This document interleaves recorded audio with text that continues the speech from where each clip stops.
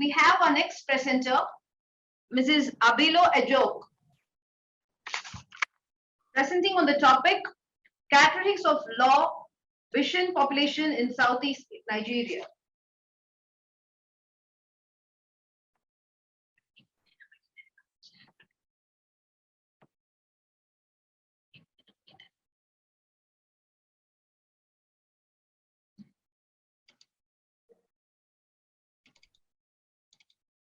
Hello, good morning. I am Dr. Mrs. Abiola Ajoke Oladiran. Yes. Okay, I'm studying, I'm taking the topic on comparative studies of risky sexual behavior among in-school adolescents from military and non-military background in Ojo military cantonment. Mrs. Abilo, can you just give us a slideshow? Okay, sorry. Yes, you're perfect. You can go ahead. Okay, so I'm taking the topic on, it's a comparative study of the risky sexual behavior among in-school adolescents from military and non-military background in Ojo military cantonment. By way of introduction, as we all know, adolescent sexual behavior ranks as one of the leading public health concerns in the world because youths are known to be very adventurous and engage in intense sexual activities, and they aid in the spread of sexually transmitted diseases and other diseases. Adolescents in military environment differ, are not the same as those in the civil society in a number of ways, and some of these differences have implications on their sexual behavior. Adolescents in the civil society have a lot of interactions with other people, you know, from different walks of life, whose lives are not as regimented as those in the army. And as such, we have a broader view of life than adolescents born and bred in military environment. Most researchers are not allowed to come into military establishments, but because I work with them and I live with them, I'm given that privilege as one of them to carry out some researches. So that's why most of my researches in public health have been with the military children, or with the personnel themselves. Also, civilian schools have opportunities for debates, awareness programs, but it's not possible for somebody to come to a barrack and say you want to do an awareness program. You have to go through so many protocols, and many people get discouraged after this. So in summary, young people in the military are disproportionately affected by factors that affect them.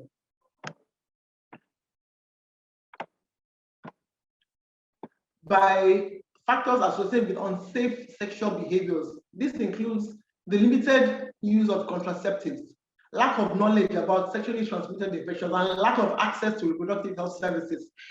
In the military, as far as I know, we don't have reproductive health services, and then, you know, they are not forthcoming, especially to the adolescents in the military. You know, any problem they have to go through their parents, they have to sort it out themselves.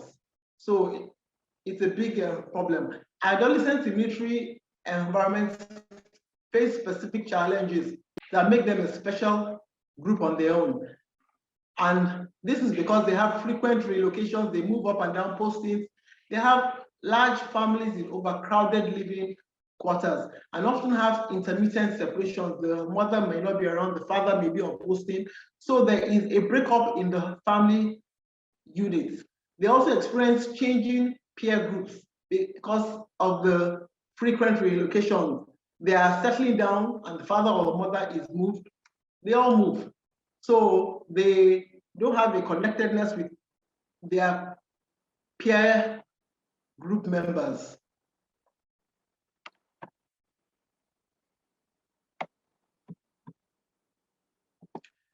Also, because of the environment where they live, they see a lot of health risk behaviors, alcohol, drugs, smoking, sexual interactions, which is characterized that we normally find in military establishment. And all these have implications for the risky sexual behavior and the consequences that are seen in this vulnerable group of youth. Thus, in view of the scarce nature of empirical studies regarding the reproductive health situation of adolescents living in military barracks, and the relative lack of studies on the effect of family factors, that is family connectedness, parent-child connectedness, and the living environment in the military sector, this study aims to address this research gap. What are the problems? What problems do we see? The incidence of sexually transmitted infections is high, with about 60% of all new annual sexually transmitted infections occurring among young people. This is a well-documented fact. And this is largely due to the high sexual networking and unsafe sexual practices that we find among youth. Adolescents, as we have said before, are disproportionately affected by sexually transmitted infections because of their unsafe and risky sexual behaviors. They start having sex early, less than 14 years. They have sex in exchange for money or gifts or favor, and then they don't use condoms consistently. They also indulge in substance abuse, alcohol and psychoactive substance. And we know that alcohol and all these drugs, they limit and make them vulnerable to these sexual problems. And we have seen that they have multiple sexual partners also.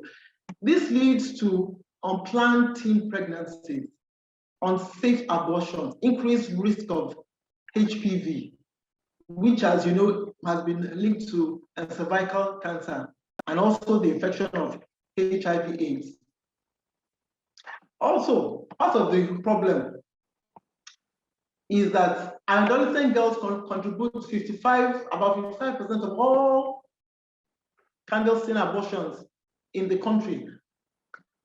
Then a study that was done by Sumo et al., which was conducted in another military barracks in Ikeja in Nigeria, found that 67% of adolescent girls between the ages of 10 and 19 were already sexually active. The national HIV prevalent figure for age 15 to 19, as of 2005, I'm sure it will be more, was 3.6. The incidence of sexually transmitted infections is high, as we have said before, with 60% of all new infections occurring among young people. Various factors operating in the military environment are associated with the observed assumption that adolescents living in military formations are sexually active. However, very little attempts have been made to specifically investigate the contents of the risky sexual behavior of adolescents, especially in vulnerable environments such as the military. The methods. The location was Ojo Military Barracks, which is located in a suburb in Lagos State, Nigeria. This is a cross-sectional study design which was employed, and the study population comprised of the students in the 3 secondary schools in the cantonment. The cantonment had several schools, but I chose to work on the 3 secondary schools. The respondents were aged between 10 and 19 years and included those with military and non-military background, as well as those living on and off the military settings. The sampling was done using the multi-stage sampling technique. Proportionate sampling was used to obtain the desired number of students from the 3 schools. Then random sampling from each arm of the classes from GSS 1, as the junior secondary school 1 to the senior secondary school 3 was employed. The information was collected using a facilitated self-administered questionnaire. The general objective of this study was to compare the risky sexual behaviors among the in-school adolescents from military and non-military barracks background in the cantonment. The specific objectives were to determine the prevalence of risky sexual behavior among the adolescents in the secondary schools in the cantonment, and also to assess the association between family connectedness and this risky sexual behavior, and also to examine the association between the living environment, whether the military or the non-military, and the risky sexual behavior in the adolescents in the sexual. Then the methods Also, the sampling size determination was done using the equation there, as we can see. I will not go through all that before time. It was calculated with this formula. So a minimum sample was 200. What I got was that. But my supervisor said I cannot use anything less than 500. So I had to like double the or triple the figure. And that's why I ended up with 500 and, well, I ended up with 600, but some defaulted. So a total of 571 respondents took part in the study. 400 of the respondents resided outside the cantonment, and only 131 resided within and schooled within the country. This constituted about 290, which was 50.8% males and 49.2 females. Almost half of all the respondents, that is 273, were aged between 13 and 15. The mean age of the respondents was 14.5 plus or minus 2.1 years. A higher proportion of the respondents, 53.1%, were in the junior secondary grade. That is GSS 1 to GSS 3.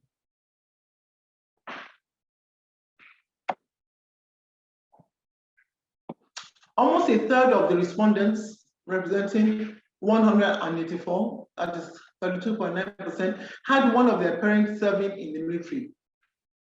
174 of them, representing 31.4%, said their mothers had a post-secondary education, while 41.3% said their fathers had post-secondary education.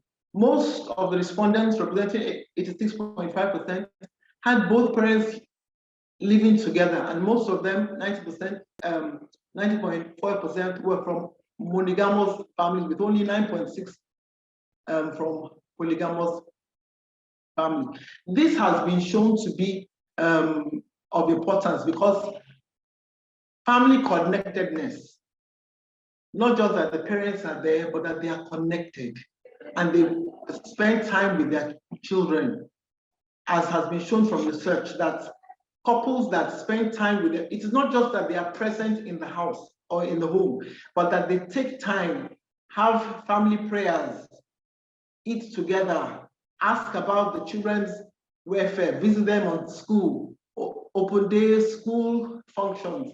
It shows a connectedness, and it was seen from this research that families that had that, their children, had a lower age, were not as likely as others to engage in risky sexual behavior. And the median age of sexual debut of the sexually experienced respondent was 14 years, as we said, 13.5 for males and 14 for females. And this was statistically significant using the Mann-Whitney test. The Mann-Whitney test was used to compare if there was a difference in the dependent variable from the two independent groups.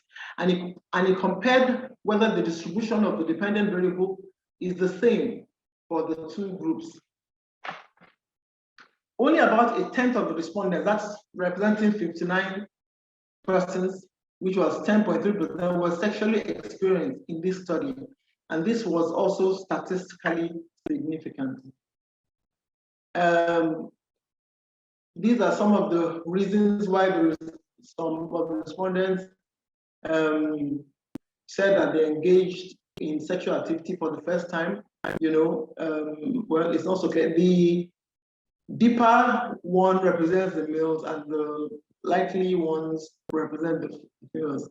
The majority of the males, adolescent males, had sex the first time because they claim to be in love with the person, But for the females, most of them had first sex as being forced or coerced. Some might not have been really forced or raped, but have been coerced. and they felt that they, as they put it, that they didn't have a choice, and that if they didn't give in, they would have been eventually raped. So they succumbed.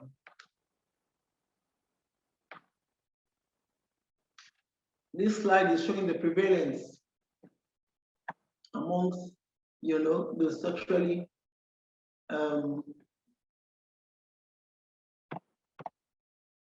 sexually experienced rape. As we can see that majority of the males don't use condoms well. That predisposes them to sexually transmitted diseases. Majority of them don't use. Few of them had sex in exchange for gifts. Some also had 26.5 males had sex under alcohol or drugs. 20% of the females, 20% of the females also had multiple sexual partners. Multiple sexual partners in this study was those that had more than 2 sexual partners at a point in time. This slide shows the risky sexual behavior by the living environment. We wanted to see whether those in the military, because of the environment, were more engaged in more sexual behaviors than those that were not. And so you can see that from here, most of those that were staying outside the cantonments engaged more in risky sexual behavior.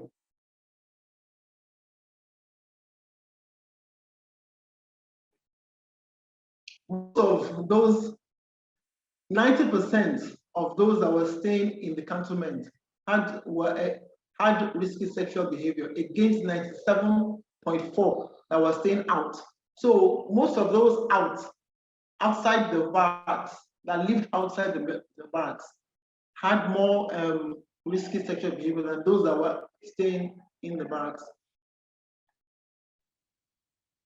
Only 1.2 of the female respondents living inside the barracks were sexually active, as opposed to 4.5 sexually experienced females living outside the cantonment. This was not statistically significant, showing there was no association between sexual experience and living environment in this study.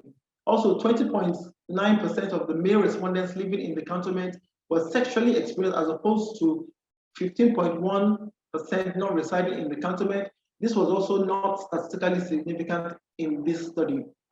And I want to point out that in this study, being a sensitive topic, as I put it in my limitations, most of them were not forthcoming. Even with all the things we put in place, you don't put your name, nobody will tell your parents, but there was still a lot of hesitancy on their parts. Males were more likely than females to report having had sexual intercourse, which was seen in this study as 8.5 males to 1.6 females. Among those who were sexually active, 47.9% said they never used condoms when having sex. This shows us that youths, adolescents, engage a lot in unprotected sex, and this effect ultimately increases the health burden on the nation as cases of STI and STDs increase in their sequelae. In this study, 23.9% of respondents had ever taken alcohol, while 4.2% had ever smoked cigarettes. Adolescents who perceive their parents to favor smoking and drinking are likely to adopt it when they see their parents. A parent that is drinking alcohol would not have the courage to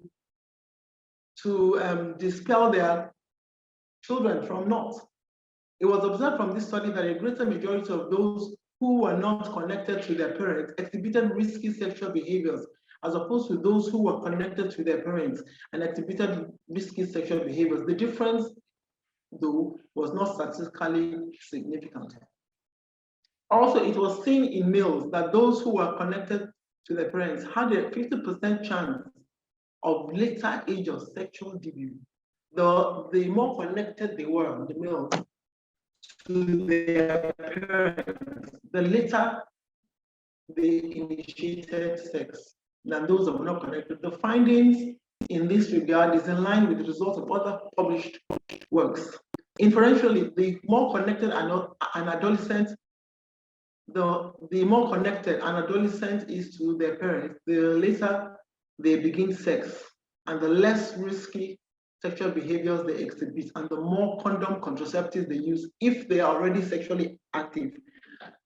Meaning to say that as adolescents are more connected to their parents, they are less sexually active. They engage in less risky sexual behavior. By risky sexual behavior, we mean those that indulge in alcohol or in drugs or in cigarettes, having multiple sexual partners, yes.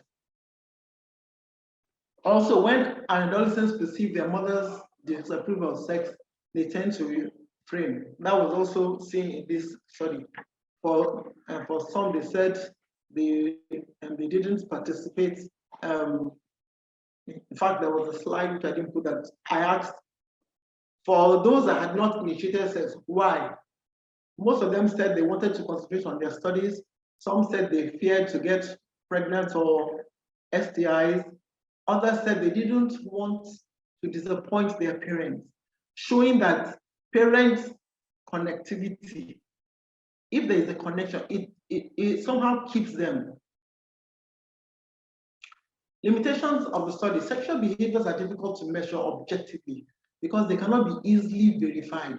And respondents needed to recall events of the past, like age of first sex, last sex, use of condom in first sex or last sex, sexual abuse, last alcohol, drink. And so recall bias was a possibility here.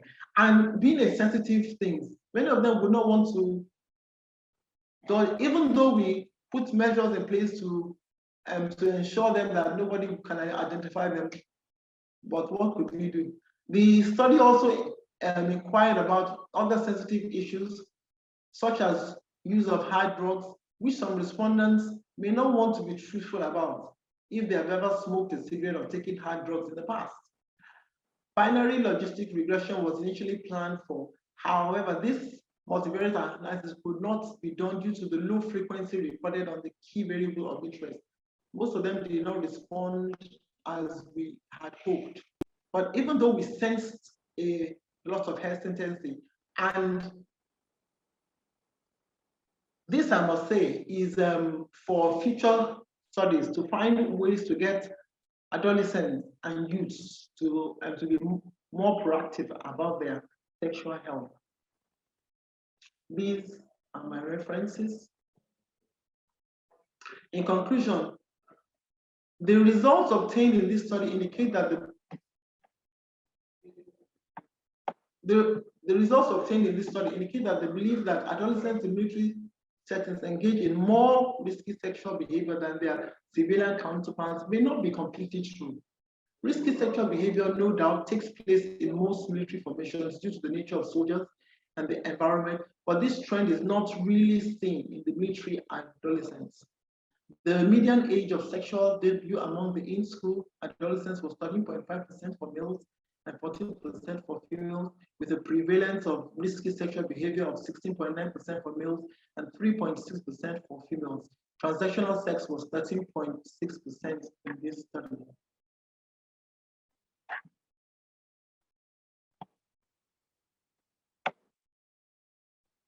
In terms of the living environment, military or non, it was seen that majority of those residing outside the cantonment had higher health risks than those that live within the cantonment. And connectedness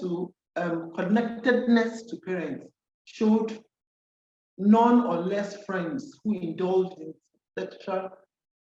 such risky. If you know that if you're connected to your parents and you don't want to offend them or disappoint them, you will not normally have friends that engage in such. And then we found that those that were connected were free in discussing sexual and related issues, because it was part of the questionnaires. Are you free in talking about sexual issues, with your parents? Majority of them said no, that they could not. And then another question was, who do you go to when you have issues or problems? Only very few went to them. Majority was friends and peer groups, showing that we need to put more information out there for the youth, because their peers are the ones that they seek for information. Then connectors to parents will show that most of them went to their mothers than from their peers. That is, those that were connected, most of them sought information from their mothers than their peers. And for the females, it was seen that a higher delay sexual use than their male counterparts, meaning that more females wait and more males engage in sex early. For male connectedness to parents gave a 50% probability of delayed sexual dealing. Thank you very much for listening. Thank you for the wonderful presentation, Mrs. Abiola. We have a question from one of our participants. What was the response rate of the study? Since this is a sensitive topic, where it's not easy to get information from respondents, who advice would you give to future researchers of similar studies if they are succeed? Well, as I said, we had 600 students in the junior secondary, and only 571 eventually participated. Even in those that participated, there were a lot of questionnaires that were not filled. Some were partially filled, some sensitive areas were not filled. The researchers that I recruited, to make sure that, there was a lot of shyness. So there is a lot of, it is something that I personally am still trying to find out how we can tackle this, because it's a very sensitive issue. But I feel that one of the ways that we can do this is to, first of all, put out information out, put a lot of information out, then have peer educators, youth like themselves, to give out the information to their peers, like having peer educators, people that they see are like themselves. Thank you very much. Thank you, Mrs. Abiola. We have another question. In your study, did you find out cases of gender-based violence amongst adolescents in the military establishment as a result of unsafe, risky sexual behaviors? Yes, because you see, but then here I would not say it like that, because you see, most of the females, most of the adolescents said that if they found themselves in a situation where they could not resist, that they just gave in so that they would not be raped. And then it goes to say that if they were found in places where they know that they ought not to be, or in a group of people, maybe at a party, and they were drinking alcohol and things just got out of way, but because they were there and they thought they didn't have enough skills to negotiate, they gave in. So, well, you could say there was a gender aspect to it, because if they were males, it wouldn't be so. So I think, yes, maybe. Thank you so much. We have another question. In your study, it was also interesting to note that more boys were forced into maiden sex than females. I was expecting more females rather. How can you explain this? Yes, I was surprised myself, and from the question, I discovered that for guys, well, it might not have been forced as in force, it might have been coerced. Coerced means that they were lured by friends, lured into it. not rape or, yes, they were forced or coerced, and they felt like, that they didn't have a choice, that their friends were doing it. And, they didn't want to lose face. That's how I interpreted that. Thank you. Thank you so much, Mrs. Abiola. Participants, the poll has been enabled. You can vote for Ms. Abiola. We have one more question, Ms. Abiola. Were there examples of types of sex they practice, like MSN, female to female, and so on? Well, in this study, there were not, because it was in the question near that we drafted, whether they had same sex, but there was none. There was none. But there were transactional sex. Those that had sex for gifts, for money, and for all that. There was that. It was there. I couldn't show so many slides because we had limits on the number of things we could show, so we couldn't go to town. Thank you. Thank you, Mrs. Abiola. That was a great presentation. Thank you, ma'am.